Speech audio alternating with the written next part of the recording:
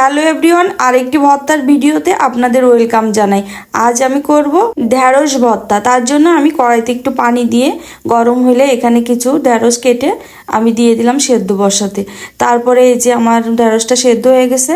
তো আমি কিন্তু যে কোনো ভর্তা কিন্তু ভাতের ভিতরে দিলে বেশি টেস্ট হয়, কিন্তু আমি ভাতের ভিতরে দেয়নি কারণ ঢ্যাঁড়সটা একটু নালা নালা থাকে, এই জন্য আমি আলাদা গরম পানিতে সেদ্ধ করে নিয়েছি। আর এই যে পেঁয়াজ কুচি নিয়েছি আর কাঁচামরিচ দিয়ে কিন্তু আমি আজ ভর্তাটা করব, কারণ ঢ্যাঁড়স ভর্তাটা কিন্তু কাঁচামরিচে বেশি টেস্ট হয়।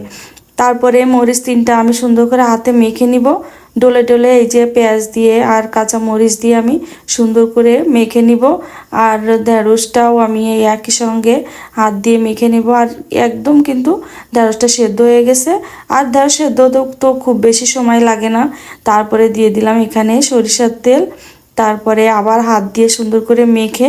তো আমার কিন্তু এই ভর্তাটা খুবই মজা লাগে, আপনাদের কাছ থেকে কেমন লাগে জানিয়ে যাবেন।